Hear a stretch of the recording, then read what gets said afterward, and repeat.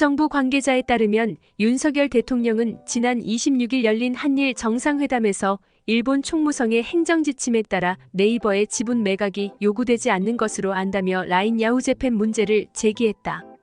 이것은 외교적 사안이 아니라는 점을 인정하고 우려의 대상이 되지 않도록 관리할 필요가 있다고 말했다. 이에 대해 기시다 총리는 심각한 정보 유출 사건에 대응해 규범을 재검토를 요청했다고 설명했다. 자본관계 재검토를 촉구한 총무성의 행정지침에 대해 한국에서는 일본이 라인을 찬탈하려 한다는 반발이 거세게 일었고 한일 정상회담에서의 처리는 주목을 끌었다.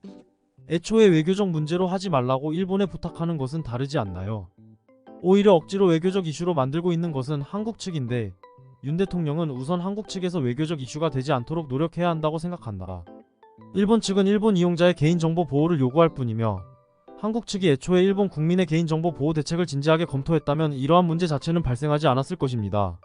라인은 개인정보 유출 문제가 이전부터 있었기 때문에 넣지 않았습니다만 친족, 친구와의 연락수단으로 넣도록 요구받았기 때문에 지금은 사용하고 있지만요. 일본의 고객 및 일본의 인프라를 사용하면서 일본에 대한 실질적인 세금 납부를 거부하고 있는 기업이므로 일절 신용하고 있지 않습니다. 덧붙여서 이번에는 라인을 이용할 수 없는 중국의 위탁처에서 개인정보를 무제한으로 볼 수 있다고 합니다. 한국 언론은 이 경위는 무시하고 일본 정부가 라인에 부당한 압력을 가하고 있다는 보도만 하고 있습니다만 괜찮습니까?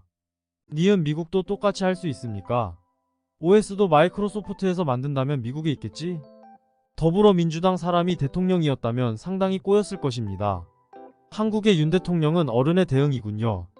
이 문제 외에는 아무것도 할 수 없다면 기시다 총리는 하루빨리 퇴임하기를 희망한다. 그 밖에도 군사 관련 문제나 중국이 대만에 대해 벌이고 있는 문제 등 문제가 산더미일 텐데 어른의 대응? 전혀 다르다. 이번에도 일본이 한국에 뒤치다꺼리를 하고 있어. 문제의 발단은 한국 기업이 정보를 유출한 것이기 때문에 본래 행정지도를 하지 않으면 안 되는 것은 한국 정부야. 오히려 왠지 일본이 일으킨 문제처럼 말하고 있는 것이라고 의문을 제기하고 싶을 정도야. 라인을 대체할 무언가를 원합니다.